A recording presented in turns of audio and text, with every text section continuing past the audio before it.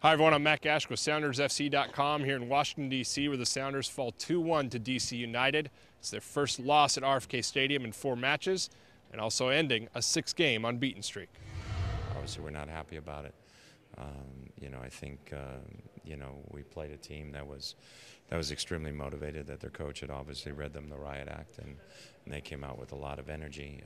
We didn't possess the ball well enough at times to take some of that steam out of the game in the first half. You never want to lose, and it's a tough one to swallow, especially after a good win the other night. But credit DC, they played well, and we just weren't as sharp as we needed to be. We were, wasn't quite up to our performance, and we paid for it. Then the second half when we got back into the game, and I really thought at 2-1 we could get the equalizer. Then Mauro Rosales pulls his hamstrings for the last 12 minutes. He's just standing on the field. He can't move anymore.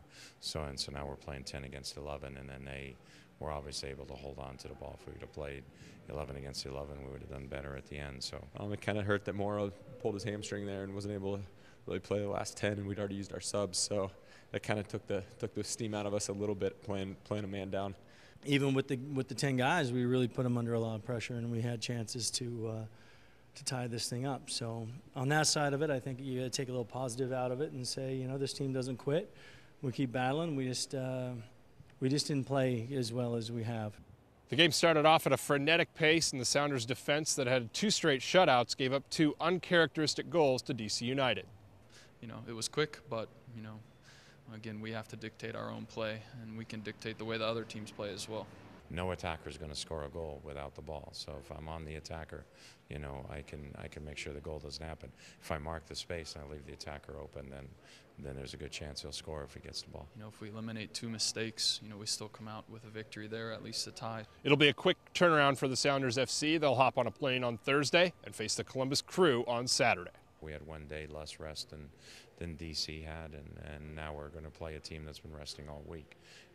So when you play like that and you're a little bit more fatigued than the opponent, you have to be a little bit smarter with the ball, and so that was one of the keys tonight that we didn't take advantage of. We faced a team tonight that was, full of energy, backs against the wall, that came out and played really well, I thought. And then we'll face another quality team this weekend that's fresh from having 6-7 days off. Everybody's going to have bad days. Everybody's going to have good days, and sometimes it just takes you got to have more guys having good days than bad days. And today we just might have had just a few too many on the wrong side. With Brad Evans' penalty kick in the 71st minute, that's 3 goals for him in the last 2 games.